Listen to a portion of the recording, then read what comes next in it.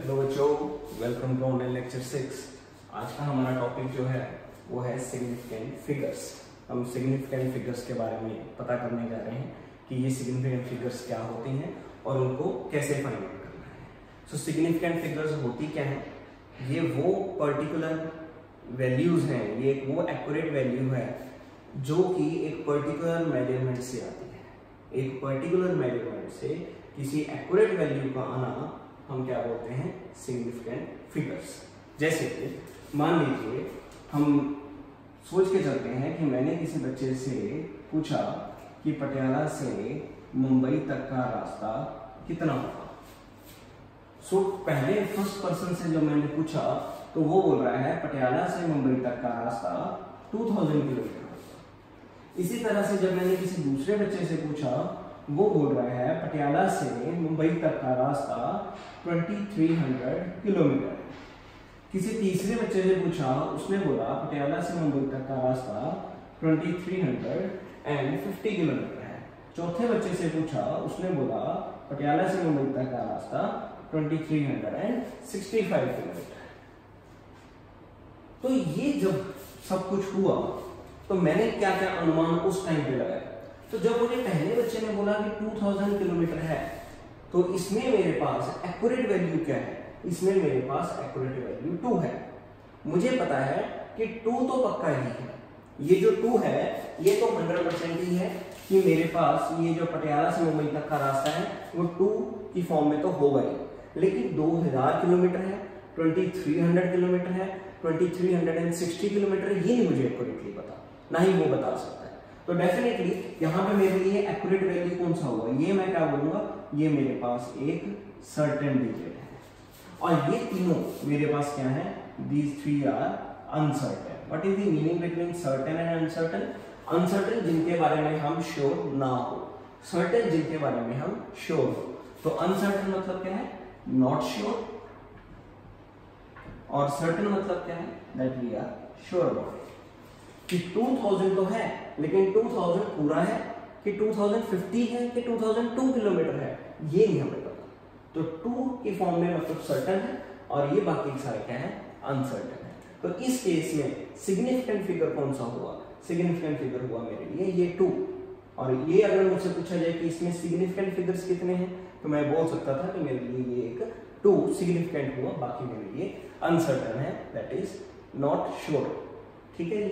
इसी तरह से जब मैंने दूसरे बच्चे से पूछा तो उसने मुझे बताया कि 2300 किलोमीटर है। दैट मीन्स इसका मतलब क्या हुआ कि इस केस में 2300 तो पक्का ही है, लेकिन 2300 में ये जो 2 जीरोस हैं ये क्या है? मेरे लिए अनसर्टेन है। कहने का मतलब कि 2310 है, 2302 है कि 2360 है, कुछ नहीं पता। तो कहने का मतलब क्या हुआ? इस केस में ये दोनों क्या है मेरे लिए? फिर से अनसर्टेन। और ये 23 मेरे लिए क्या हुआ? इस केस में सर्टेन डिजिट बन गया। केस जरूरी है, ये मेरे पास पक्का है कि 2300 है, लेकिन 2360 है, 50 है, 20 है, ये नहीं है, 23 पक्का है। इसी तरह से जब नेक्स्ट से पूछा गया तो उससे क्या पता लगा? उससे पता लगा कि 2350 किलोमीटर है। तो इस केस में अब क्या हुआ? इस केस में 235 ये तीनों वैल्यूज मेरे लिए शो होगी। यानी कि मैं यहाँ पे बोलूंगा, यहाँ पे भी 2350, कहने का मतलब कि 23 मेरे लिए क्या हुआ? फिर से एक सर्टेन बन गया, यानी कि 50 किलोमीटर मेरे लिए क्या है? अनसर्टेन। ये मेरे लिए अनसर्टेन हुआ और 23 मेरे लिए क्या हुआ? सर्टेन। नेक्स्ट केस में मुझे पता लगा कि 2365 किलोमीटर है। इस केस में मेरे लिए सारे डिजिट्स क्या हुए? फाइनली सर्टेन है। यानी कि अब मैं बोल सकता हूं कि मेरे पास हर डिजिट क्या है? सिग्निफिकेंट है। सिग्निफिकेंट फिगर मतलब जिसकी बहुत इंपॉर्टेंस हो, एक पर्टिकुलर वैल्यू में जिस फिगर की हमारे पास इंपॉर्टेंस हो कि ये फिगर होना जरूरी है, इसके बिना काम नहीं चल सकता, उन्हें हम क्या बोलते हैं? सिग्निफिकेंट फिगर का नाम बोलते हैं। जैसे पहले केस में एग्जांपल में क्या हुआ? पहले केस में 2 हमारे लिए सिग्निफिकेंट था, बाकी हमारे लिए सिग्निफिकेंट नहीं थे, जो मतलब जिनके बारे में हम श्योर। 2300 किलोमीटर में 23 हमारे लिए सिग्निफिकेंट है, 2 जीरोस हमारे लिए नॉन सिग्निफिकेंट है। अगले केस में 2350 में क्या हुआ? 235 मेरे लिए क्या हुए 23 अगेन मेरे लिए सिग्निफिकेंट हुए। 50 किलोमीटर के बारे में मुझे श्योरिटी नहीं है कि 50 है, 60 है, 70 है, 80 है, कुछ नहीं पता। अगले केस में, लास्ट केस में क्या है, सारे के सारे मेरे लिए क्या बन श्योरिटी बन गए कि ये तो 100% हो गए। तो ऐसे केसेस में हम सिग्निफिकेंट और नॉन सिग्निफिकेंट फिगर को एज्यूम करके चलते हैं। ये ज्यादातर बैंकिंग लाइन में बहुत इंपॉर्टेंस देते हैं, जिनमें जो वैल्यूज हैं, जो कैलकुलेशन है, वो करोड़ों में है। तो बजाय कि ये बोला जाए कि किसी बैंक के खाते में इतने करोड़ रुपए हैं, इतनी अमाउंट के पैसे, उसकी वजह से सिर्फ ये बोला जाता है कि 4 सिग्निफिकेंट फिगर्स की अमाउंट है। इसमें इतना बोलने में समझ आ सकता है कि अमाउंट लाख में है, करोड़ में है, कि कितने अमाउंट में है। ठीक है, तो इस तरह से ये सिग्निफिकेंट फिगर का हमारा मतलब हुआ कि जो फिगर्स एक पर्टिकुलर मेजरमेंट में एक हैसियत रखती है, एक स्पेशलिटी रखती है, उस फिगर को हम क्या नाम देते हैं, सिग्निफिकेंट फिगर का नाम देते हैं। अब हमें देखना है कि how to find the significant figures. ये सिग्निफिकेंट फिगर्स को फाइंड आउट कैसे करना है। जिस अमाउंट में, एक बात का ध्यान रखना, जिस अमाउंट में सबसे ज्यादा सिग्निफिकेंट फिगर्स होती हैं वो अमाउंट ज्यादा पर्टिकुलर होती है। जैसे पिछले केस में एक मैंने लिखा था 2300 और एक मैंने लिखा 2365। तो इस केस में क्या होगा, इस केस में ये दोनों सिग्निफिकेंट थे, तो ये वैल्यू नॉन श्योर है, मतलब ये वैल्यू पर्टिकुलर नहीं है। लेकिन इस केस में चारों के चारों वैल्यूज हमारे पास, इसमें सिग्निफिकेंट फिगर्स हमारे पास ज्यादा है, तो ये वैल्यू क्या होगी, ज्यादा पर्टिकुलर होगी। जिसमें कम सिग्निफिकेंट फिगर्स होती हैं वो लेस पर्टिकुलर वैल्यू होती है, जिसमें ज्यादा सिग्निफिकेंट फिगर्स होती हैं वो ज्यादा पर्टिकुलर वैल्यू होती है। तो इस बात का भी ध्यान रखना है। आप लिख भी सकते हो, more is the significant figures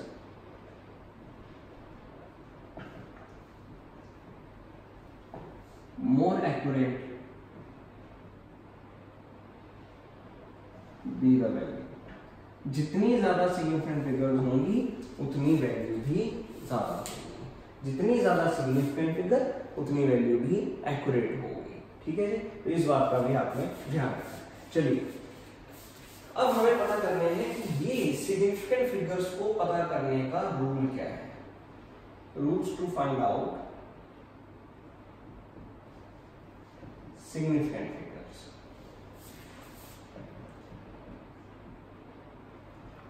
significant figures को पता करने का रूल क्या है। तो सिग्निफिकेंट फिगर्स को पता करने के लिए हमारे पास कुछ रूल्स हैं जिनको ओबे करके ही हम सिग्निफिकेंट फिगर्स पता कर सकते हैं कि किसमें कितना। तो रूल नंबर 1, पहला रूल, जितनी भी किसी भी वैल्यू में नॉन जीरोज वैल्यू होंगी, किसी भी पर्टिकुलर मेजरमेंट में जितनी नॉन जीरो वैल्यू होंगी वो सारी की सारी सिग्निफिकेंट होंगी। क्या है पहला rule, all non zero numbers are significant। जितने भी नॉन जीरो नंबर हैं वो क्या है, सिग्निफिकेंट है। जैसे कि हम एग्जांपल भी ले सकते हैं, जैसे कि 1 2 3 4 5 6 3 5 8 1 2 3 0 6 9 3 एक्सेट्रा।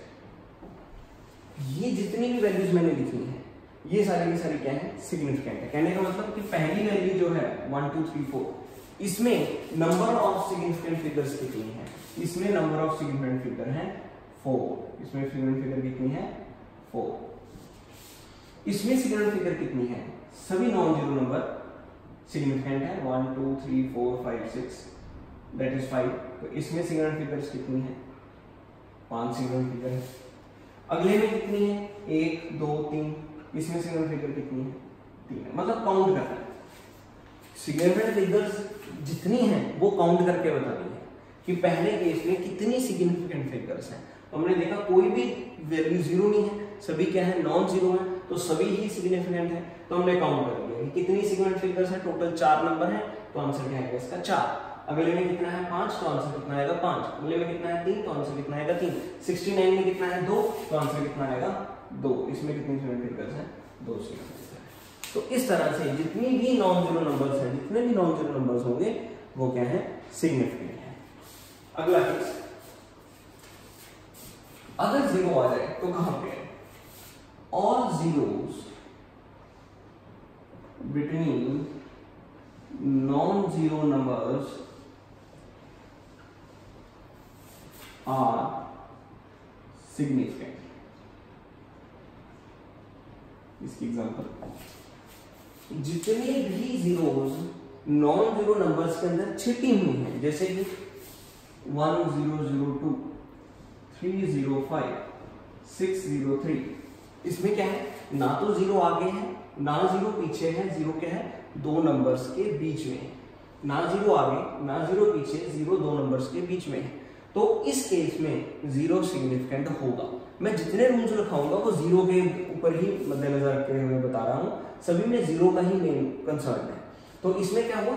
जीरो है लेकिन जीरो दो नंबर्स के बीच में है। ऊपर वाले में क्या बताया था कि जीरो होनी ही नहीं चाहिए, अगर जीरो नहीं है तो वो सिग्निफिकेंट माने जाएंगे। अब है कि जीरो आ जाए लेकिन दो नॉन जीरो नंबर्स के बीच में रखा हो, जैसे 1002, इसमें 305 लेफ्ट में भी नंबर है, राइट में भी नंबर है, बीच में जीरो है। 603 लेफ्ट में नंबर, राइट में नंबर, बीच में zero.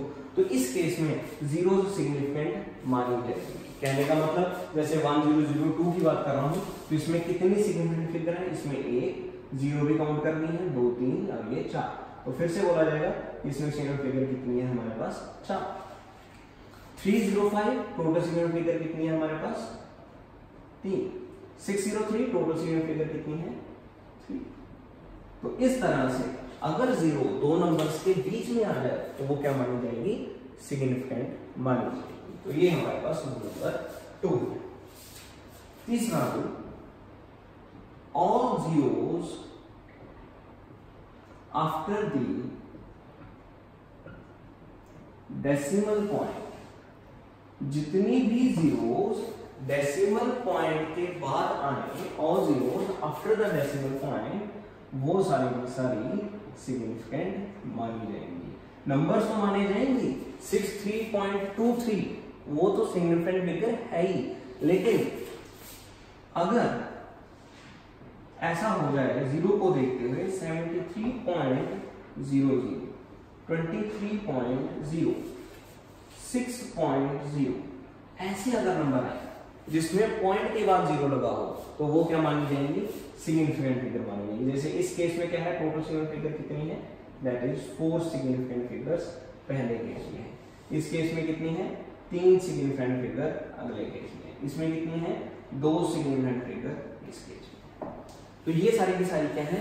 These all are significant figures.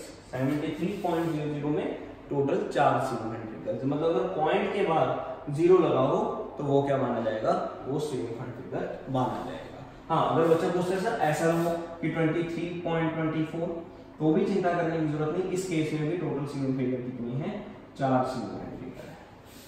ठीक है जी। पॉइंट के बाद नंबर लगा हो मतलब ये तो सोच ही लो ना कि अगर नॉन जीरो नंबर है, चाहे पॉइंट लगा हो चाहे ना लगा हो, वो तो सिग्निफिकेंट फिगर है ही। अगर जीरोस को देखते हुए कंसर्न करना है तो अब तक हमने 3 रूल सीखे, तीनों में ऐसा हुआ नहीं कि जीरो नॉन सिग्निफिकेंट फिगर हो, अनलेस दो नंबर्स के बीच में है, अनलेस पॉइंट के बाद है, तो ये तो काउंट होगा ही। आगे चलते हैं, जीरोस को देखते हैं और कैसे हो सकते हैं। जैसे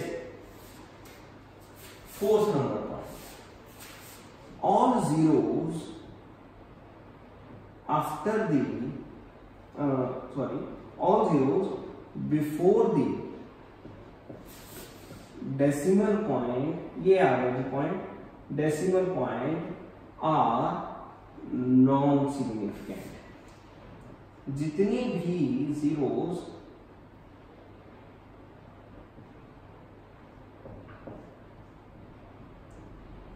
डेसिमल पॉइंट से पहले आ रही है या डेसिमल पॉइंट के बाद है, ये भी मैं बोल सकता हूं कि all zeros after and before the decimal point are non significant.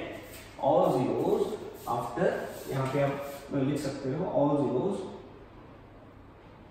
After and before the decimal point are non significant। लेकिन कैसे? एग्जाम्पल से समझने की कोशिश करिए कि एग्जाम्पल में क्या दे रहा हूं। जैसे कि हमारे पास एग्जाम्पल हो 0.002, इसमें क्या है, इसमें डेसिमल पॉइंट से पहले भी 0 लगी है, डेसिमल पॉइंट के बाद भी 0 लगी है। ऐसे केस में नंबर ऑफ सिग्निफिकेंट फिगर कितनी होगी? ओनली 1। यानी कि पॉइंट से पहले 0 लगा हो, पॉइंट के बाद 0 लगा हो, ये काउंट नहीं करने, सिर्फ क्या काउंट करेंगे? नंबर काउंट करेंगे। जैसे 0.0023, पॉइंट से पहले भी 0 लगा है, पॉइंट के बाद भी 0 लगा है। देखिए अगर तो नंबर आ जाए, नंबर के बाद पॉइंट आ जाए, फिर 0 आए, फिर तो काउंट कर लेना। अगर 0 आ जाए, पॉइंट के बाद भी 0, फिर वो काउंट नहीं होगा। उस केस में क्या है? 1 सिग्निफिकेंट फिगर। इसमें केस में कितनी है? 2 सिग्निफिकेंट। ये 0.00 क्या है? नॉन सिग्निफिकेंट है। ये 0.00 नॉन सिग्निफिकेंट मानी जाएगी। ठीक है जी। So all zeros after the decimal point and before the non-zero number, non-zero digits are not significant। तो इस बात का ध्यान रखना है कि ऐसे केसेस में ये सारी वैल्यूज जो हैं वो नॉन सिग्निफिकेंट होंगी। Fifth point, all zeros after the non-zero number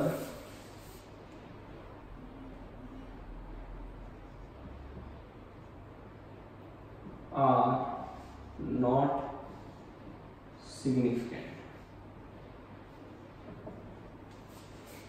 जितने भी जीरोस किसी नॉन जीरो नंबर के बाद लिखे हैं, जैसे कि फॉर एग्जांपल 7800, 23, 230, 70, मतलब नॉन जीरो नंबर है, उसके पास कॉन्टिन्यूसली 0 है, कोई पॉइंट नहीं लगा, कुछ नहीं लगा। 7800, 230, 70, ऐसे केसेस में ये सारे के सारे में 78 सिर्फ सिग्निफिकेंट माना जाएगा। यानी कि इस केस में क्या बोलूंगा?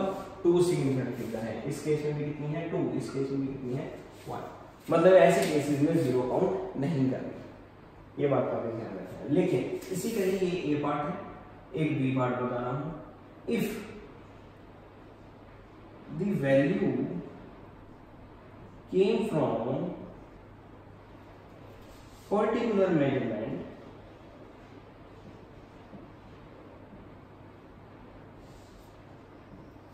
then it considered as significant figure। अगर ऐसी ही वैल्यू किसी मेजरमेंट से आ रही हो, जैसे कि फॉर एग्जांपल 7800 रुपीज 230 किलोमीटर। पहले क्या था? 7800 में मैंने बोला था जीरोस काउंट नहीं करनी, सिर्फ 78 ही काउंट होगा।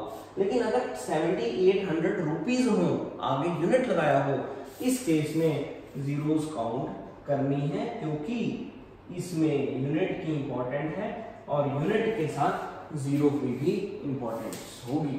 तो कितने नंबर्स हैं? टोटल 4। तो सिग्निफिकेंट फिगर कितनी है? टोटल 4। इसमें कितनी है? 3। तो सिग्निफिकेंट फिगर कितनी है? That is only and only 3 significant figures। तो ये सारे के सारे रूल्स हैं सिग्निफिकेंट फिगर्स को लेकर। पहला रूल क्या था? मैं एक एक एग्जांपल से आपको रूल समझा रहा हूं।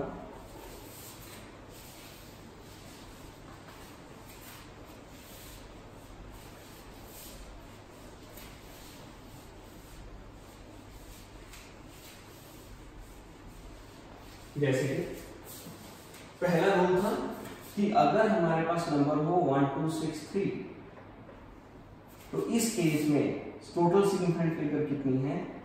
टोटल सिग्निफिकेंट फिगर है 4 की 4। ठीक है जी। सारे के सारे इसमें क्या है? सिग्निफिकेंट फिगर है, मतलब all non zero numbers are significant.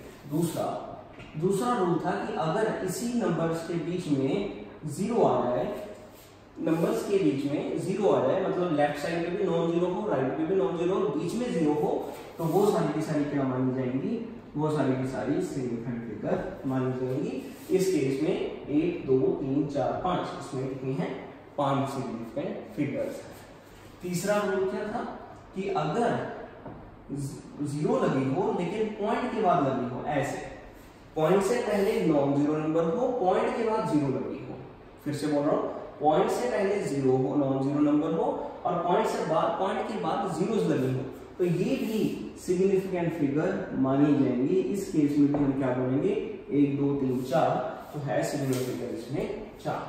Point से पहले नॉन जीरो नंबर और पॉइंट के बाद 0 लगी हो तो 0 काउंट करनी है, ठीक है। 0 अगर दो नंबर्स के बीच में हो तो काउंट करनी है, नॉन जीरो नंबर्स को काउंट करना है। ये 3 रूल हो गए जीरोस को लेकर, सिग्निफिकेंट को लेकर। फोर्थ नंबर, अगर 0 लगी हो पॉइंट से पहले, पॉइंट के बाद भी क्या लगा हो 0 और फिर नंबर लगा हो, तो इस केस में जीरोस काउंट नहीं होंगे। ये बात का ध्यान रखना, इसमें कंफ्यूजन होती है। पॉइंट से पहले नॉन जीरो नंबर हो, पॉइंट के बाद 0 हो, तो नॉन जीरो नंबर ही काउंट करना है और 0 भी काउंट करना है, टोटल सिग्निफिकेंट फिगर हो जाएंगी 4। अगर पॉइंट से पहले 0 लगा हो, पॉइंट के बाद भी 0 लगा हो, तो नंबर ही काउंट होगा, अकेला नॉन जीरो नंबर ही काउंट होगा। तो इसमें हम क्या बोलेंगे कि सिग्निफिकेंट फिगर कितनी है, ओनली 1। इसी तरह से अगला रूल क्या था कि अगर 2300 लिखा हो तो जीरोस की कोई वैल्यू नहीं है, टोटल सिग्निफिकेंट फिगर कितनी है, ओनली एंड ओनली 2। लेकिन इसी का ही दूसरा पार्ट क्या था कि अगर यही वैल्यू के पीछे रुपीस लगा हो, किलोमीटर लगा हो, ग्राम लिखा हो, तो सारी वैल्यूज ही काउंट होगी। टोटल सिग्निफिकेंट फिगर कितनी है, टोटल सिग्निफिकेंट फिगर है 4। तो ये सारे के सारे केसेस हमारे लिए किसके बन गए हैं, सिग्निफिकेंट फिगर्स के बन गए हैं। और इनके बारे में आपको ध्यान रखना है कि सिग्निफिकेंट फिगर्स कौन सी होंगी, नॉन सिग्निफिकेंट फिगर्स कौन सी होंगी। तो जिनके बारे में हम श्योर होते हैं वो सिग्निफिकेंट फिगर होती हैं, उनको हम सर्टेन डिजिट बोलते हैं। जो अनसर्टेन डिजिट होते हैं वो नॉन सिग्निफिकेंट फिगर्स होती हैं, उनके बारे में हम श्योर नहीं होते। तो जितने नॉन जीरो नंबर्स हैं वो सिग्निफिकेंट फिगर हैं। 0 अगर नॉन जीरो नंबर के बीच में आ जाए तो भी वो सिग्निफिकेंट फिगर है। पॉइंट के बाद अगर 0 लगा हो, शर्त पॉइंट के पहले नॉन जीरो नंबर हो, वो सिग्निफिकेंट फिगर होगा। पॉइंट से पहले नॉन जीरो नंबर हो, पॉइंट के बाद 0 लगी हो, मतलब नॉन जीरो हो, तो भी जैसे पॉइंट से पहले 0 लगा है, पॉइंट के बाद भी 0 लगा है, तो वो सिग्निफिकेंट नहीं माना जाएगा। उस केस में सिर्फ नॉन जीरो नंबर ही सिग्निफिकेंट फिगर होगा। अगर 2300 है, नंबर के पीछे 0 लगी है सिंपल, तो वो भी सिग्निफिकेंट जीरोस जो है वो नहीं मानी जाएंगी, नंबर ही माना जाएगा।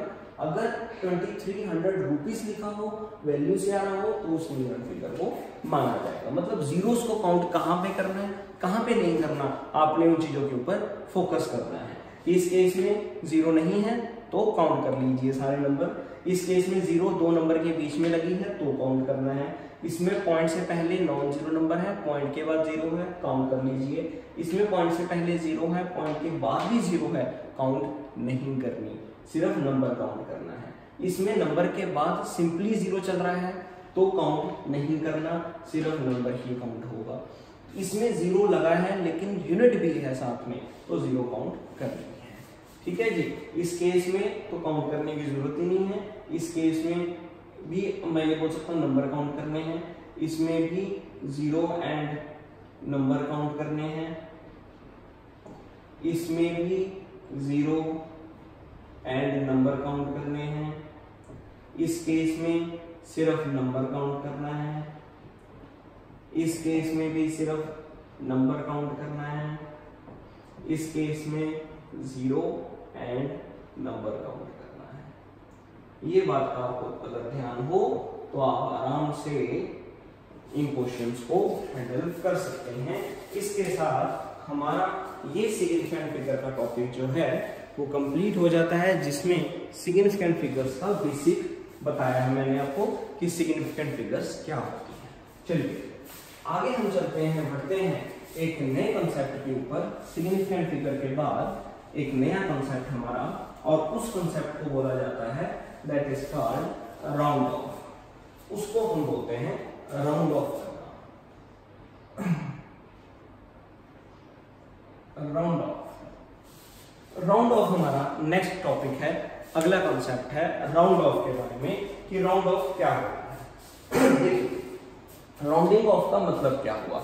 राउंडिंग ऑफ का एक बड़ा सिंपल सा मतलब है, अगर आप सोच के चलिए कि आपको एक क्वेश्चन दिया जाए कि आपने दो सम्स का एडिशन करना है। अब दो सम्स के एडिशन के दौरान आपको पॉइंट्स दिए गए हैं कि आपको दो सम्स के एडिशन करना है, लेकिन वो किसकी फॉर्म में है, पॉइंट्स की फॉर्म में है। लाइक मान लीजिए आपके पास एक नंबर है, लेट मी से आपके पास नंबर है 2.43 एंड 3.1। राउंड ऑफ कब काम आएगा मैं उसके बारे में बात कर रहा हूँ।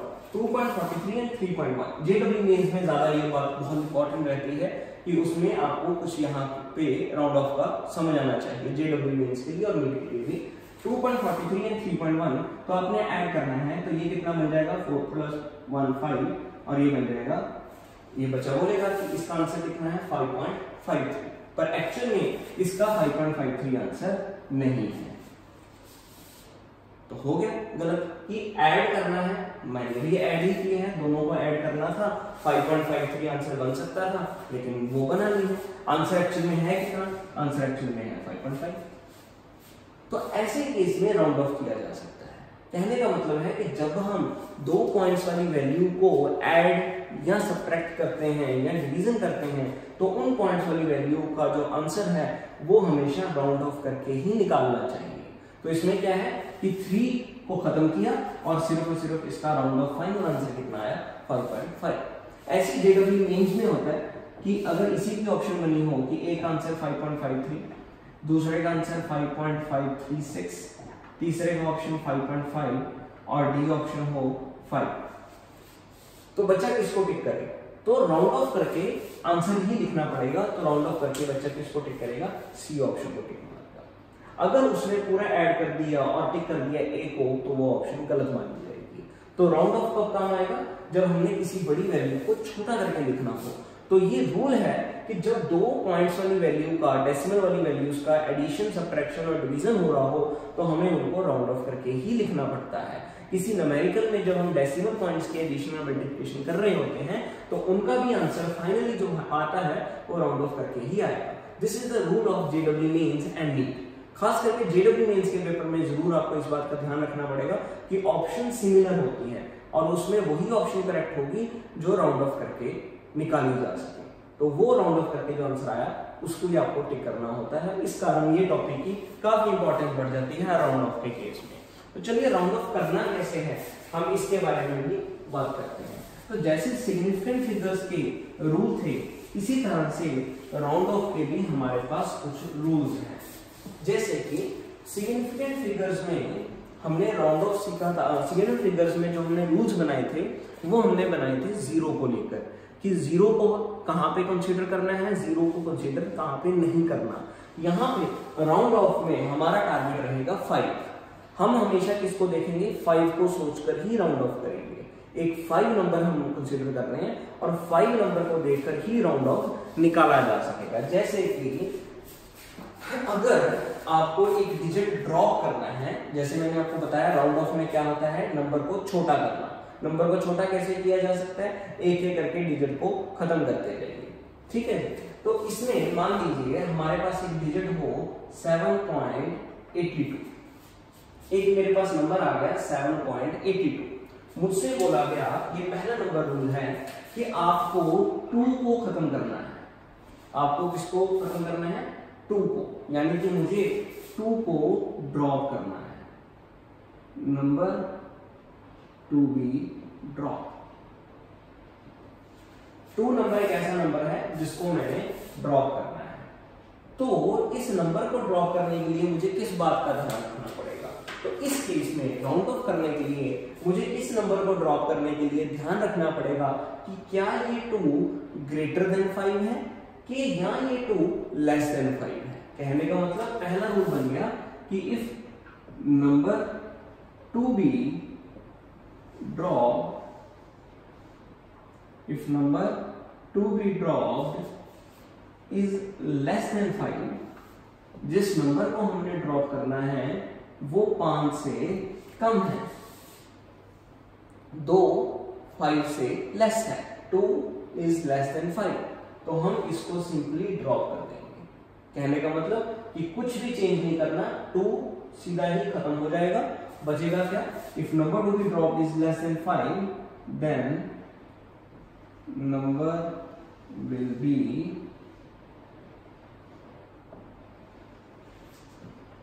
Directly drop.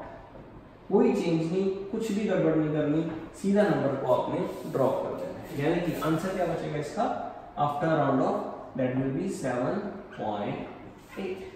2 को मैंने डायरेक्टली ड्रॉप कर देना है, मतलब प्रीसीडिंग डिजिट जो है वो अनचेंज रखना है, यानी कि 8 के ऊपर कोई भी चेंज नहीं आएगी, ये ऐसे का ऐसे रहेगा।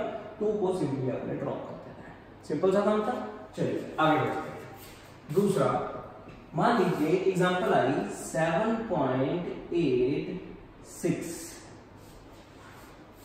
यहां पे भी कंडीशन है कि हमें क्या करना है, 6 को ड्रॉप करना है। This is the number to be drop.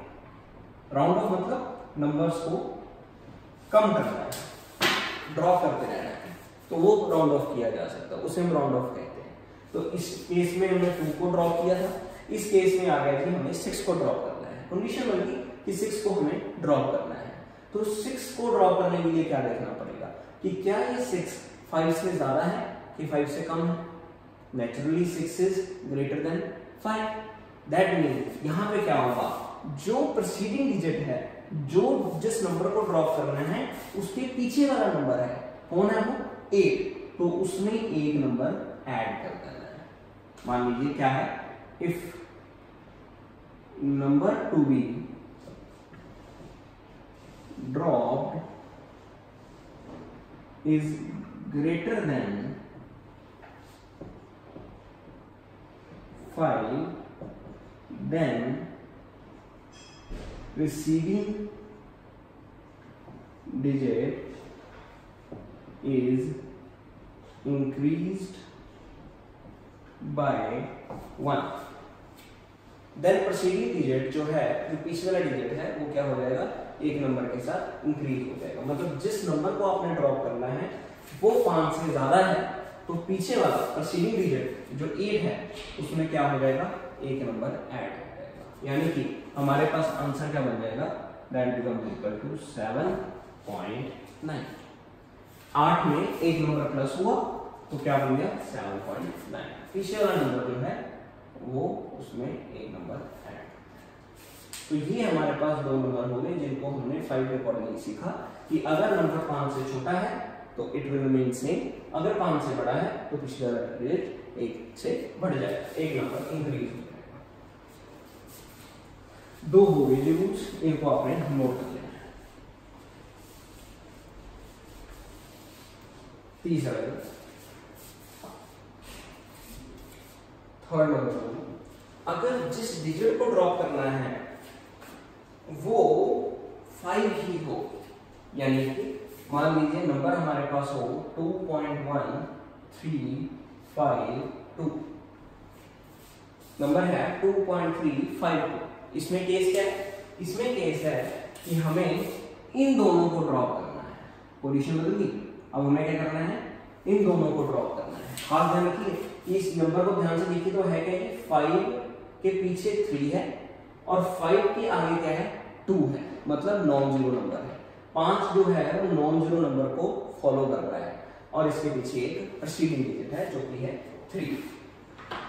तो इस केस में क्या होगा, अगर यहां पे मैं बोल सकता हूं इफ नंबर, ये क्या है, नंबर 2 बी ड्रॉप, 2 तो आराम से ड्रॉप हो ही जाएगा ना, 2 तो आराम से ड्रॉप हो जाएगा क्योंकि 2 इज लेस देन 5, तो इसके बाद झंझट ही खत्म है। पर आगे क्या बचा है, 5, तो 5 को ड्रॉप करते वक्त हम टेंशन में आ जाएंगे कि 5 तो 5 के इक्वली है, तो वो जो दो रूल्स पहले सिखाए थे वो यहाँ पे एप्लीकेबल नहीं है, तो एक नया रूल यहाँ पे आ जाएगा कि if digit to be dropped is 5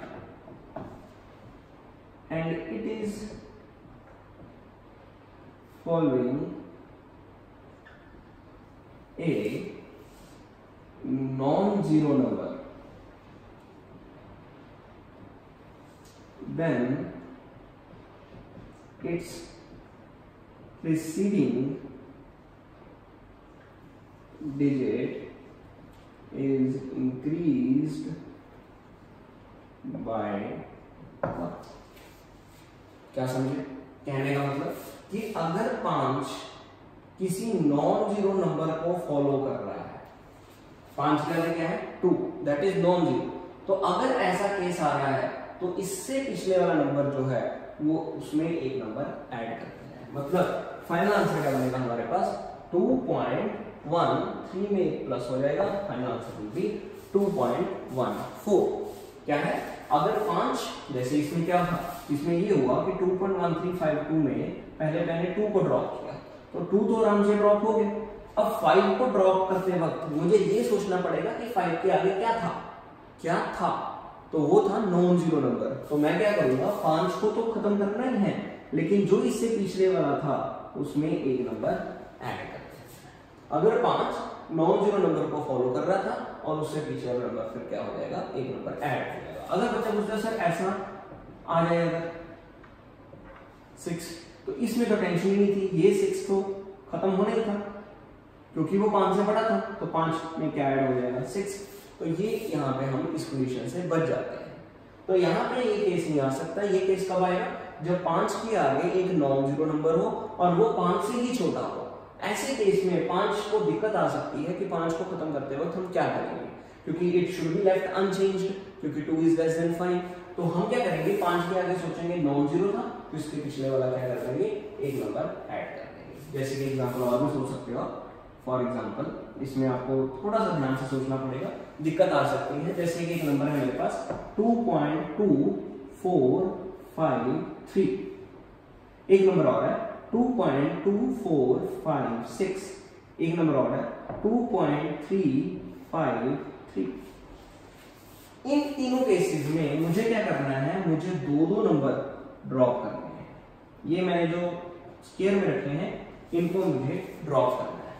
तो क्या करेंगे, 5 के आगे देखेंगे, अभी फिलहाल एक एक ड्रॉप करते रहिए। जैसे आपने सबसे पहले क्या किया, 3 को ड्रॉप किया, आपने बोला 3 इज लेस देन 5, आराम से ड्रॉप हो गया। तो आंसर क्या आ गया आपके पास 2.245। लेकिन अभी काम खत्म हुआ नहीं, अभी किसको ड्रॉप करना है, 5 को भी ड्रॉप करना है। जब आप 5 को ड्रॉप करोगे तो चिंता का काम है कि भाई अब 5 को ड्रॉप करना है, ये तो 5 के बराबर ही। फिर आप देखो कि 5 के आगे क्या लिखा हुआ था, 5 के आगे लिखा हुआ था एक नॉन जीरो नंबर। तो फिर आप क्या करोगे, 5 को तो ड्रॉप करना ही है, लेकिन ड्रॉप करते करते जो इसके पीछे वाला नंबर था उसमें एक ऐड करते हैं। तो फाइनल आंसर क्या मिलेगा 2.25, दो नंबर्स को ड्रॉप करते हैं। अगर ऐसा केस आ जाए 2.2556, इसमें हम बच जाएंगे। जैसे कि 6 को ड्रॉप करना है, कर दिया। 6 जो था यहाँ पे जो 6 लिखा हुआ था वो 5 से ग्रेटर है। तो अगर नंबर 5 से ज्यादा हो तो रूल नंबर 2 फॉलो हो जाता है कि 6 इज ग्रेटर देन 5, तो 5 में क्या ऐड हो जाएगा, एक नंबर ऐड हो जाएगा। तो इसमें आंसर क्या आएगा 2.246। अब 5 खत्म ही हो गया, फिर कुछ टेंशन लेने की जरूरत नहीं। फिर जो रूल अप्लाई करते हैं 6 इज अगेन ग्रेटर देन 5, इसका आंसर भी सेम ही आएगा 2.25। फिर यहाँ पे बच जाता है, फिर 5 को देखने की जरूरत नहीं पड़ेगी क्योंकि दिखेगा नहीं आपको 5। ऐसे केसेस में 5 दिखता है जो कि 5 से छोटे होते हैं। जब 3 को रिमूव किया, 3 इज लेस देन 5, तो 5 बच गया। अब इसके आगे क्या था, नॉन जीरो, तो हम क्या करेंगे, आंसर क्या लिखेंगे 2.4। जैसे पहले तो हमने 5 भी रखा, फिर सोचा कि इसके आगे क्या था, नॉन जीरो नंबर, तो लिख दिया 4। तो ऐसे केसेस में हम इस तरह से काम लेते हैं कि अगर तो नंबर आगे वाला, ये कब होगा, जब 5 के आगे एक छोटा नंबर होगा जो 5 से छोटा होगा, तभी ये रूल अप्लाई हो सकता है। अगर बड़ा हो फिर जरूरत नहीं पड़ेगी, फिर आप देखोगे अपने आप में क्वेश्चन सॉल्व होता जाएगा। तो समझ आएगा बेटा। तो ये हमारे पास रूल नंबर 3 है। चलिए रूल नंबर 4 के बारे में सोचिए। रूल नंबर 4 क्या है उसके बारे में सुनिए। रूल नंबर 4 वही जो आपके दिमाग में आ रहा है कि सर अगर 5 के आगे नॉन जीरो तो हो, तो फिर तो आपने बता दिया अगर 5 के आगे 0 हो देखिए एग्जाम्पल, जैसे कि मेरे पास एक एग्जाम्पल है दैट इज 12 पॉइंट, या मैं एक से 5 लेकर चलता हूँ 12.65, ये एग्जाम्पल है मेरे पास 12.65। मतलब अगर हमें यहाँ पे भी क्या बोला गया कि हमें ये दो नंबर ड्रॉप करने हैं, मतलब 5 को ड्रॉप करना है, और 5 किसको फॉलो कर रहा है, पहले तो 5 नॉन जीरो को फॉलो कर रहा था, तो बोल रहे थे पिछले वाला नंबर एक ऐड हो जाएगा। Now if digit to be dropped is 5 and it is following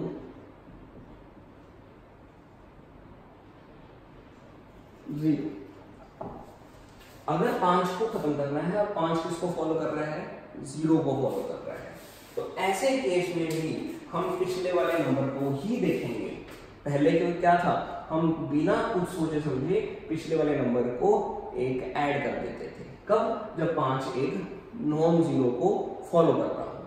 अगर 5 एक 0 को फॉलो कर रहा हो तब भी हम प्रीसीडिंग डिजिट चेक करेंगे, लेकिन बढ़ाएंगे नहीं कुछ भी। बढ़ाएंगे कब, कि प्रीसीडिंग डिजिट चेक करके ये देखेंगे कि क्या ये प्रीसीडिंग डिजिट जो पीछे वाला डिजिट है वो इवन है कि ऑड है। If the digit to be dropped is 5 and it is following 0, then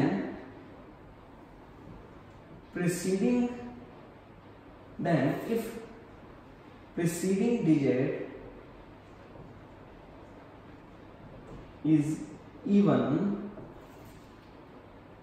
then it will remain same। अगर डिजिट जिसको आपने ड्रॉप करना है वो 5 एक 0 को फॉलो कर रहा हो, तो हमने प्रीसीडिंग डिजिट देखना है कि क्या वो इवन है कि ऑड है। अगर तो वो इवन है तो उसका आंसर क्या रहेगा, सेम रहेगा। यानी कि इस केस में आंसर क्या रहा, 12.6। No change in number 6 because it is 6 में कोई चेंज नहीं होगा क्योंकि 6 क्या है, एक इवन नंबर है। इस कारण ये क्या रहेगा, केस सेम रहेगा। ये पहला केस था। इसी का दूसरा केस, अगर नंबर हो 12.550, बदल गया, वही फिर से नहीं लिखूंगा। If digit to be dropped is 5 and it is following 0, digit to be dropped is 5 and 5 is following 0, तो पिछले वाला नंबर देखना है क्या है। तो ये पहली लाइन तो सेम है। Then if preceding digit is odd, then it will increased by 1। अगर प्रीसीडिंग डिजिट ऑड है, 5 इज ऑड, तो वो क्या हो जाएगा, एक नंबर ऐड हो जाएगा। इसका आंसर कितना आएगा, इसका आंसर आ जाएगा 5 में एक नंबर ऐड हो गया, दैट ऑल्सो बिकम्स 12.6। ठीक है जी। तो प्रीसीडिंग डिजिट यहाँ पे आप लिख सकते हो, preceding digit 5 is odd, so one number is increased। Preceding digit जो था वो ऑड था, इस कारण उसमें एक नंबर ऐड किया है। तो बच्चों बात समझ आ गई। अगर तो 5 के आगे नॉन जीरो था, फिर पिछले वाला नंबर इंक्रीज हो जाएगा। अगर 5 के आगे 0 है तो पिछले वाला नंबर चेक करना है। हर केस में पिछले वाला नंबर ही इंक्रीज हो रहा है, ये तो याद ही रखना है आपने कि जिस नंबर को ड्रॉप कर रहे हो उसके पीछे वाले में कुछ ना कुछ चेंज हो रहा है। तो पीछे वाला नंबर चेक करना होगा कि वो इवन है कि ऑड है। अगर इवन है तो रिमेन सेम, अगर ऑड है तो इनका नंबर इंक्रीज हो जाएगा। ठीक है जी। तो मैं इस सारे राउंड ऑफ को समाप्त कर रहा हूँ। इस राउंड ऑफ के कई तरह से क्वेश्चन बन जाते हैं, जैसे मैंने आपको बताया था कि एडिशन में भी राउंड ऑफ इस्तेमाल होगा, सब्ट्रैक्शन डिवीजन में भी राउंड ऑफ इस्तेमाल होता है, या राउंड ऑफ में डायरेक्ट क्वेश्चन भी बोला जाता है। जैसे कि क्वेश्चन है कि round off the following numbers, round off the following numbers up to two significant figure. ये एक नए क्वेश्चन की पहचान है। क्वेश्चन एक नए तरीके से पूछा गया, कहते हैं हमने नीचे दिए हुए नंबर्स को राउंड ऑफ करना है, कहां तक, जब तक उनके अंदर वो जो आंसर आएगा वो दो सिग्निफिकेंट फिगर का नाम हो जाए। जैसे कुछ नंबर है हमारे पास, पहला नंबर 7.82, आप ट्राई करिए कि इसमें सिग्निफिकेंट फिगर 2 तक रखेंगे आप पे। दूसरा है 7.86, तीसरा है 7.852, अगला है 7.850, अगला है 7.75। ये 5 रूल्स मैंने आपको बताए थे। अब 5 ही नंबर्स हैं। अब 5 ही नंबर को कब तक राउंड ऑफ करना है, जब तक इनके आंसर दो सिग्निफिकेंट फिगर के फॉर्म में ना बन जाए, मतलब 2 सिग्निफिकेंट फिगर चाहिए। फिलहाल इसमें कितने सिग्निफिकेंट फिगर्स हैं ये देखिए। तो इसमें कितने सिग्निफिकेंट फिगर हैं, सभी के सभी नॉन जीरोज हैं। तो इसमें सिग्निफिकेंट फिगर कितनी है, 3। मतलब मैं आपको मिक्स करके बता रहा हूं, साथ के साथ सिग्निफिकेंट फिगर की भी प्रैक्टिस हो रही है और साथ के साथ राउंड ऑफ भी हो रहा है। तो 3 सिग्निफिकेंट फिगर वाले नंबर को 2 सिग्निफिकेंट फिगर का नंबर बताना है। तो राउंड ऑफ हमेशा पीछे से स्टार्ट होता है। तो पीछे वाला नंबर ड्रॉप करेंगे पहले 1। तो ये जो नंबर ड्रॉप करना है वो नंबर है, number to be drop is 2। सोचिए क्या रूल बताया था कि 2 5 से ज्यादा है कि 5 से कम है। तो डेफिनेटली 2 इज लेस देन 5। तो आंसर कितना आएगा इसका, 2 इज लेस देन 5। तो फाइनल आंसर विल बी 7.8। तो 7.8 में कितनी सिग्निफिकेंट फिगर्स हैं, फाइनली आप देख सकते हो इसमें फिगर कितनी है, सिर्फ और सिर्फ 2। सो 7.8 इज द एक्यूरेट आंसर। इसी तरह से अगले वाला केस हमारे पास आ गया 7.86। इसमें सिग्निफिकेंट फिगर कितनी है, इसमें सिग्निफिकेंट फिगर है हमारे पास फिर से 3 सिग्निफिकेंट फिगर का नंबर है। हमें इसको क्या करना है, हमें इसको राउंड ऑफ करना है। कब तक, 2 सिग्निफिकेंट फिगर तक। तो कितने नंबर ड्रॉप करने होंगे, एक नंबर ड्रॉप किया, कौन सा, 6 जो है वो 5 से ज्यादा है। तो क्या रूल बताया था कि जो इसके पीछे वाला नंबर हो उसमें एक नंबर ऐड करना है। तो आंसर फाइनल कितना आएगा, 7.9। अगेन इसमें सिग्निफिकेंट फिगर कितनी है, इसमें सिग्निफिकेंट फिगर है। तो आगे चलते हैं। 7.852 कितनी सिग्निफिकेंट फिगर है, सभी के सभी नॉन जीरोज हैं। तो कोई भी टेंशन लेने की जरूरत नहीं है। टोटल बोलेंगे 4 सिग्निफिकेंट फिगर्स। कब तक बनाना है, इनको 2 सिग्निफिकेंट फिगर तक बनाना है। यानी कि मुझे क्या करना होगा, इस केस में 2 नंबर ड्रॉप करने होंगे। लीजिए ये स्केयर में मैंने रख दिए कि मैंने इसमें 2 नंबर ड्रॉप करने हैं। तो एक तो ड्रॉप हो ही गया, 2 तो ड्रॉप कर लिया। तो 2 ड्रॉप करके क्या हुआ, 2 इज लेस देन 5। तो आंसर आया 7.85। But still there are 3 significant figures, we need 2 significant figures. तो क्या होगा, 5 को ड्रॉप करना है। अब 5 को ड्रॉप करते वक्त क्या है कि 5 के लिए क्या था कि 5 तो 5 के बराबर है। तो इसके लिए क्या लिखा जाएगा कि 5 के आगे क्या लिखा हुआ था, 5 के आगे क्या था, non zero number. Rule number 3, if number to be dropped is 5 and 5 is following non-zero number, then preceding digit will increase by 1. तो आंसर कितना आ जाएगा, 7.9. Again there are 2 significant figures in this. This is rule number 3. Again rule number 4, 7.850. Again we need only 2 significant figures, so we will assume that we have to drop these 2 numbers. 7.850, 0 is less than 5, it will be directly dropped, but we are left with 5. Again we have to think कि whether the 5 is followed by 0 or non-zero. In this we can see this कि 5 जो है वो 0 को follow कर रहा है। तो इस केस में क्या था कि प्रीसीडिंग डिजिट चेक करेंगे कि क्या वो इवन है कि ऑड है। अगर 0 हो और 5 0 को फॉलो कर रहा हो तो प्रीसीडिंग डिजिट ड्रॉप कर देखना है कि वो इवन है कि ऑड है। तो यहाँ पे प्रीसीडिंग डिजिट क्या है, इवन, 7.8। यहाँ पे क्या रहेगा, 7.8 ही रहेगा, इसमें कोई भी चेंज नहीं देखी जाएगी। और सिग्निफिकेंट फिगर कितनी है, 2। लास्ट 7.75। तो बच्चा टेंशन में आ गया कि 7.75 में मुझे 5 को ड्रॉप करना है, लेकिन 5 के आगे तो कुछ लिखा ही नहीं हुआ था। तो बच्चों ध्यान रखना है कि अगर 5 के आगे कुछ ना लिखा हो मतलब वहां पे क्या था, 0 ही है। अगर 5 के आगे कुछ ना लिखा हो तो मतलब क्या है, 5 के आगे क्या लिखा होगा, मतलब अज्यूम करके चलना है कि 5 के आगे क्या है, 0 ही है। तो अगेन वही केस कि 5 के आगे 0 है, हमें 5 को खत्म करना है। तो 5 को खत्म करने के लिए क्या चेक करेंगे, इसके पीछे वाला नंबर कि इवन है कि ऑड है। तो इसके पीछे वाला नंबर क्या है, ऑड। तो ऑड है तो इसमें हम क्या करेंगे, पहले तो 5 को खत्म करेंगे, लेकिन 5 इजीली खत्म नहीं होगा। 5 को खत्म करने के लिए 5 एज सच खत्म नहीं होगा। तो क्या होगा, पीछे वाला नंबर एक ऐड होगा। तो 5 को राउंड ऑफ करना था मैं फिर से लिखा 7.75 था, 5 को राउंड ऑफ करना था। तो इसके आगे क्या था, एज्यूम करके चले थे 0 है, तो पीछे वाला नंबर क्या है, ऑड। तो ये आंसर कितना आ जाएगा, 7.8। Again we will see we are left with 2 significant figures. Clear है जी? तो this is all about the concept of round off. तो हमने 2 चीजें सीख ली हैं, एक सिग्निफिकेंट फिगर के लिए और एक सीख ली है राउंड ऑफ के लिए। So these are the rules which we have to follow for significant and round off. ठीक है जी, this is all about today's lecture. See you in next lecture. Thank you.